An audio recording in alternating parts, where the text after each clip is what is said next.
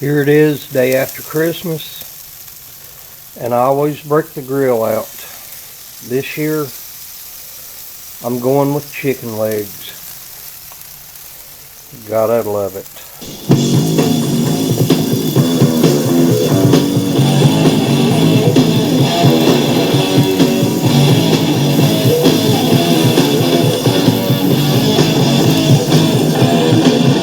Have you ever heard the old saying, when it rains, it pours? Well, you see these two pieces of lawn and gardening equipment right here? They both went out on me within an hour of each other last weekend. I'll show you what happened to them here in a little bit, but I had to have something to cut some grass with. I got about 5 acres I got to cover. So what did I do about it? I went and got this. This here, my friends, is a 2016 John Deere model D130. And of course, there's a little dump cart that came with it free. We'll take a closer look at this in just a minute. And like I said, I'll show you what happened to these two guys right here. Catch you then. I got this John Deere D130. Like I said, it's a 2016 year model down at Lowe's Superstore in Abingdon, Virginia. These other two over here just kind of said, Mark, we've had enough, okay? It's about time for a vacation. Well, it's going to be a long vacation, all right? Anyhow, this right here, I did all the research on YouTube. I bet you I read probably close to 1,500 product reviews on the internet, online forums, reviews from Home Depot, reviews from Lowe's. And I would say maybe it was 85% good and the other 15 negative. But those reviews went all the way back to the year 2010. And, well, this little guy right here, this LA 115, lasted me 7 years before I had any problems with it. And you can see there on the deck, got a big chip of the yellow paint gone, but I'll put some Rust-Oleum on that. So I decided I'd get something a little bit stouter. Now this D130 comes with a 22 horsepower Briggs & Stratton motor. What do you call it? It's got the 2 spark plugs on it. 2-cylinder. And this thing is a little powerhouse. Now a lot of people was complaining about on the reviews where the battery was sitting on these John Deeres and said they had nothing but twist ties, not twist ties, but zip ties.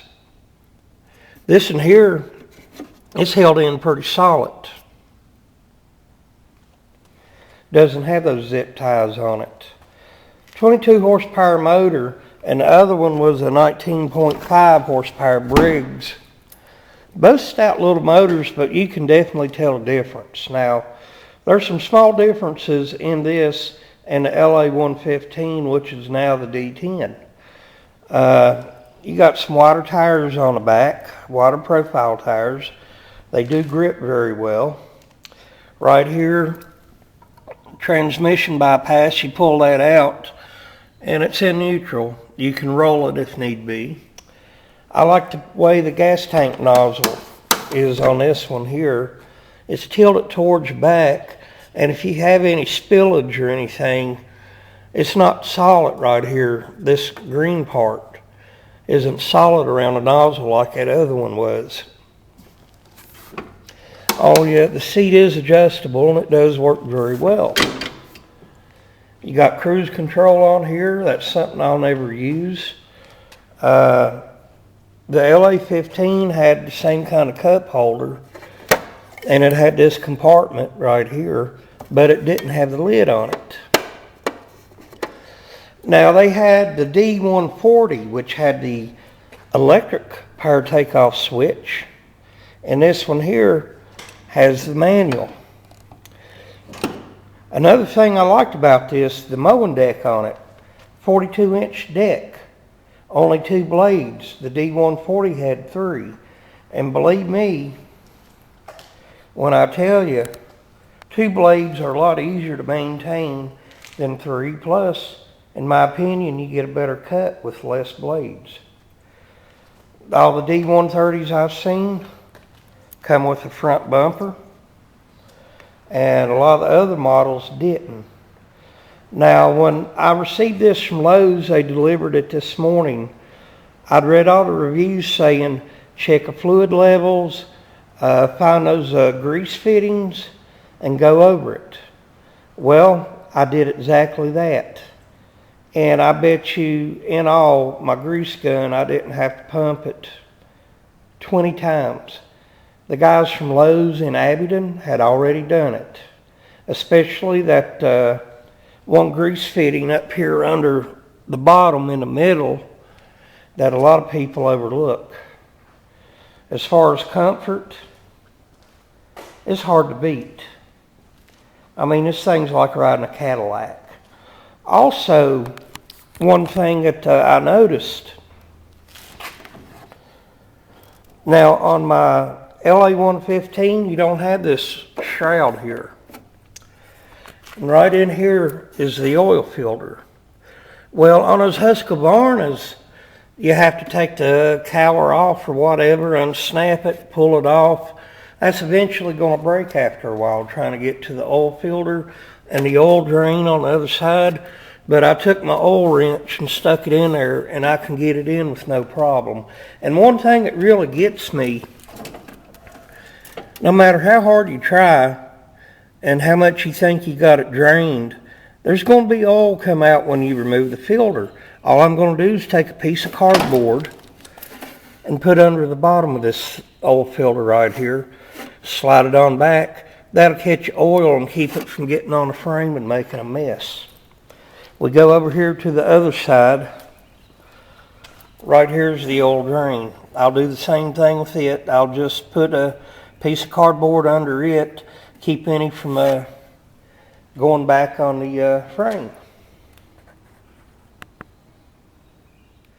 Now here, as far as the mowing deck is concerned, finding the grease fittings under here was no problem. There's one in here. There's a little outlet cut here under the covers to where you can get to the grease fitting on both sides, and I had no trouble with it whatsoever. Also, this right here, I'll just call it the mowing flap.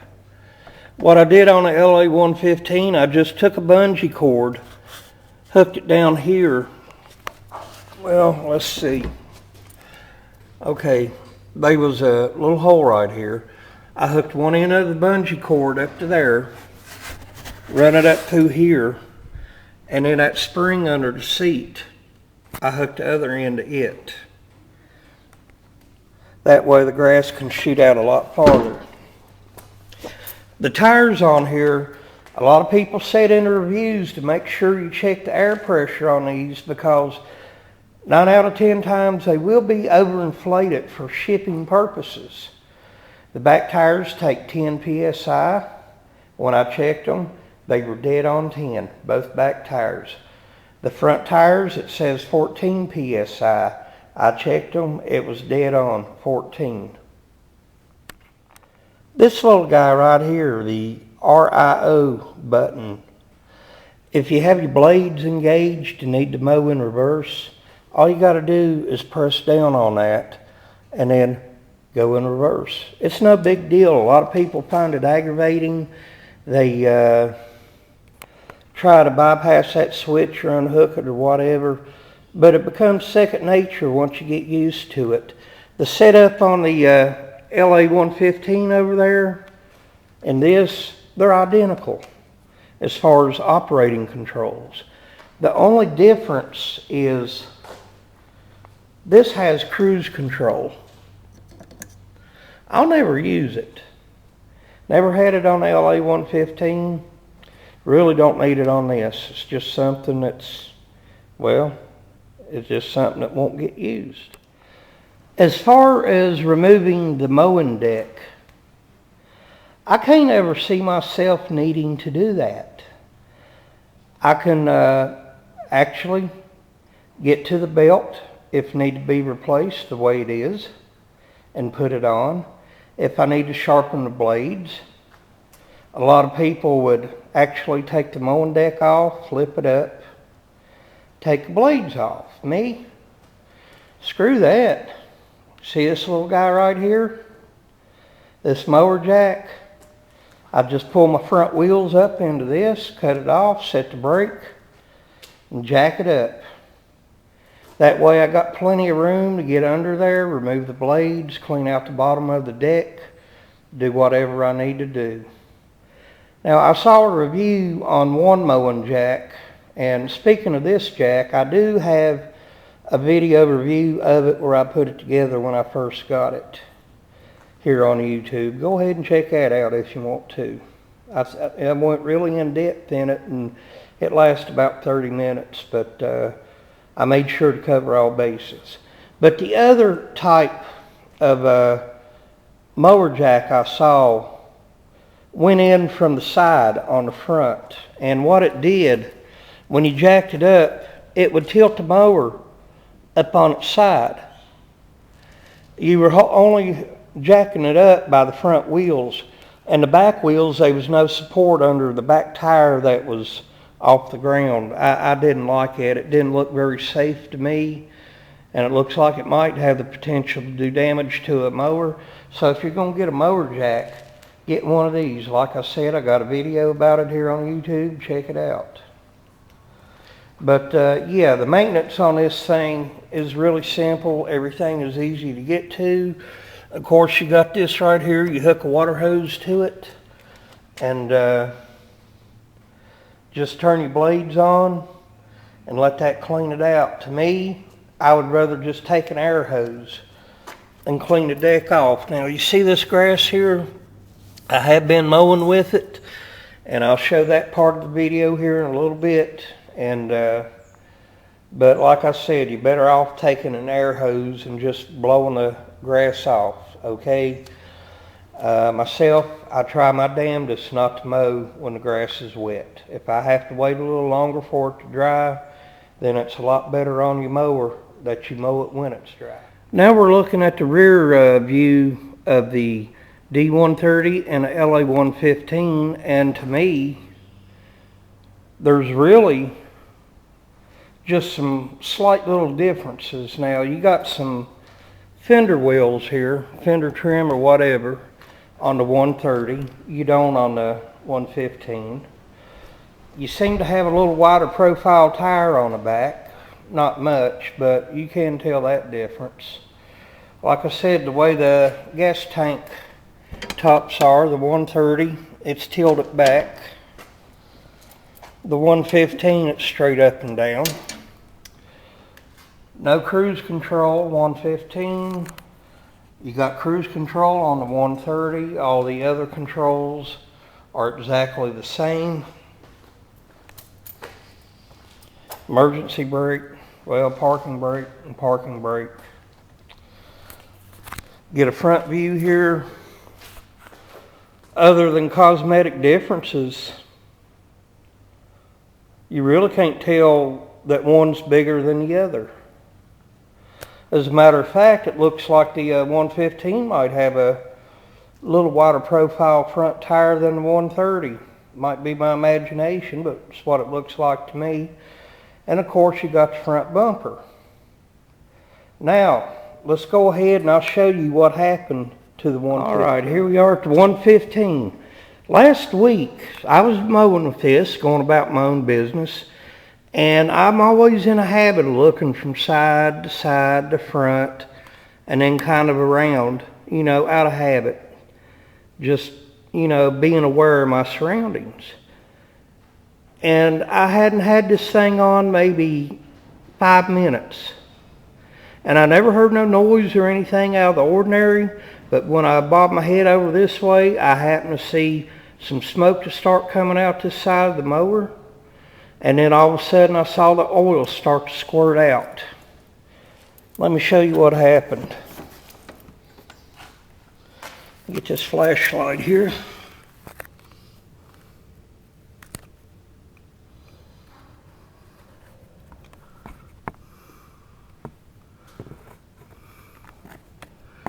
Oh hell. Gotta get down here a little bit lower.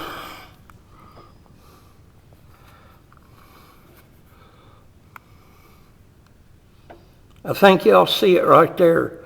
That hole.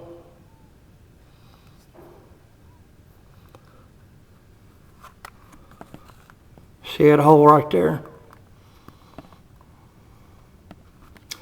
How did that happen, people might say? Right in there.